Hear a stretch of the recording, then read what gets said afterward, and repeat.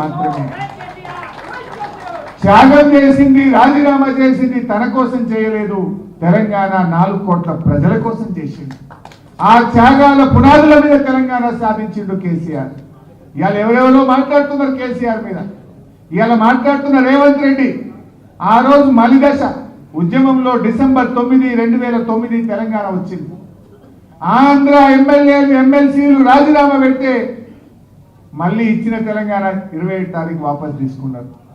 ఆ రోజు జేఏసీ ఏర్పాటు చేసి తెలంగాణలో అందరూ రాజీనామా చేయాలంటే ఇదే రేవంత్ రెడ్డి ఆ రోజు తెలుగుదేశం పార్టీలో ఉండి జిరాక్స్ కాగితం ఇచ్చింది తప్ప స్పీకర్కు ఒరిజినల్ కాగితం ఇవ్వలేదు.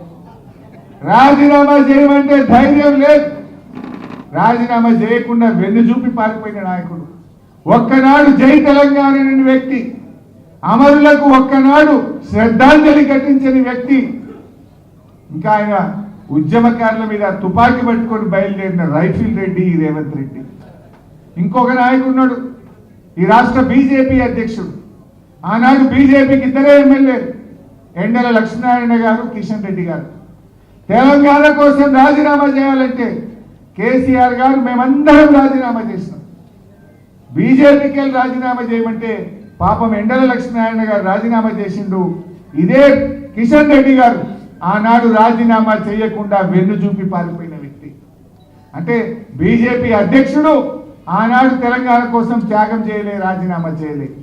అదేవిధంగా ఈనాటి ముఖ్యమంత్రి తెలంగాణ కోసం రాజీనామా చేయమంటే చేయకుండా పారిపోయిన వ్యక్తి.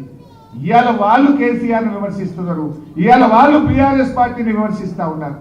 బీఆర్ఎస్ఏ లేకపోతే, కేసీఆర్ఏ లేకపోతే 14 ఏళ్ళు ఈ పోరాటాన్ని కొనసాగించుండకపోతే, ఆమన్న నిరాహార దీక్ష పట్టుండకపోతే ఇవాళ తెలంగాణ వచ్చునా ఒక్కసారి గుండె మీద చేసుకొని ఆలోచించాలని కోరుతాను. తెలంగాణ ప్రజలు స్వయం పాలనలో ఆత్మ గౌరవంతో ఈ రోజు తెలంగాణ ప్రజలు బతుకుతున్నారంటే గులాబీ జెండా అనే దానికి కారణం అని చెప్పి గుర్తు చేస్తాను. ఈ గులాబీ జెండా పుట్టుండకపోతే ఇవాళ స్వయం పాలనలో ఆత్మ గౌరవంతో తెలంగాణ ప్రజలు బతుకుండే వల్ల. ఆ రోజు ఏమందరూ తెలంగాణ వచ్చినాక కూడా అవమానపరిచిండ్రు.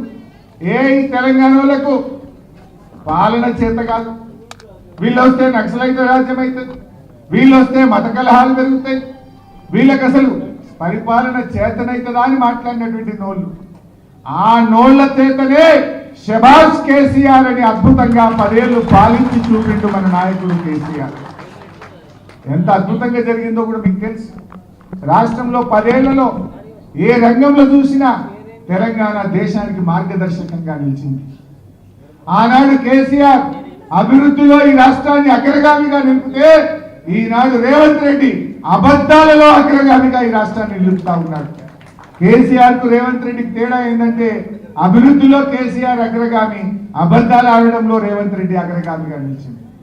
ఇవాళ ఈ రోజు కూడా రాష్ట్ర అవతరణ వేడుకల్లో కూడా రేవంత్ రెడ్డి ఆయన ఉపన్యాసాల్లో అన్ని అబద్ధాల పరంపరలు. ఇవాళ ఆయన మాట్లాడుతూ అంటాడట మహిళలకు 21,000 కోట్ల రూపాయల వడ్డీ లేని రుణం ఇచ్చినట్టట. ఇచ్చినావా రేవంత్ రెడ్డి?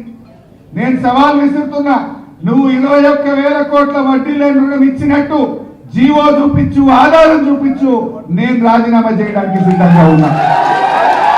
నువ్వు ఇచ్చింది 21,000 కోట్లు వడ్డీతో కూడిన రుణాలు ఇచ్చినావు తప్ప అక్క చెల్లెలకు వడ్డీ లేని రుణాలు ఇవ్వలేదు. ఆ అక్క చెల్లెలను మోసం చేసినావు నువ్వు. ఇవాళ ఆయన మాట్లాడుతుండు 60,000 ఉద్యోగాలు ఇచ్చిన నోటిఫికేషన్ చూపి.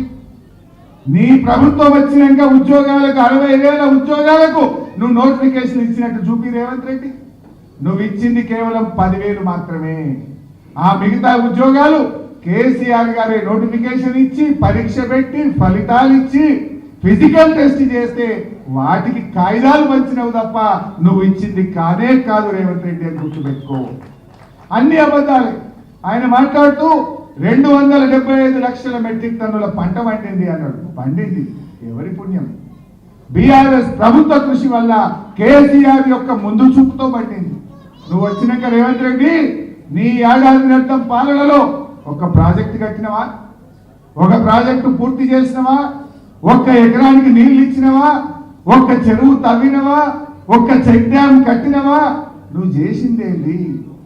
ఇవాళ 275 మెట్రిక్ టన్నుల పంట పండిందంటే అది బీఆర్ఎస్ 10 ఏళ్ల కృషి అని చెప్పి ఈ రాష్ట్ర రైతాంగానికి తెలుసు. మిషన్ కాకతీయలో చెరువులు బాగు చేసినాం, పెండింగ్ ప్రాజెక్టులు పూర్తి చేసినాం, కాళేశ్వరం లాంటి మెగా ప్రాజెక్టు కట్టిండు కేసీఆర్, అనేక చెక్ డ్యాములు కట్టిండు కేసీఆర్, కాలువలకు చెరువులను అనుసంధానం చేసిండు కేసీఆర్, రైతు బంధు పెట్టిండు, రైతుల కోసం బీమా తెచ్చిండు, రైతులకు సకాలంలో ఎరువులు ఇచ్చిండు, ప్రతి మండలానికి గోడౌన్ పెట్టిండు, విత్తనాలు ఇచ్చిండు, పండిన పంటంతా కొని రైతులకు ధైర్యాన్ని కల్పించి ఇవాళ ఈ రాష్ట్రం వరి ధాన్యం ఉత్పత్తిలో దేశంలో నంబర్ 1 అయిందంటే అది కేసీఆర్ ప్రభుత్వ కృషి. నువ్వు 275 లక్షల మెట్రిక్ టన్నుల పంట పండిందంటావు. ఏం చేసినావు రైతులకు ఒక్కటి చెప్పు. ఒక చెరువు తవ్వితివా, ఒక ప్రాజెక్టు పూర్తి చేస్తేవా, ఒక ఎకరానికి నీళ్ళు ఇస్తేవా?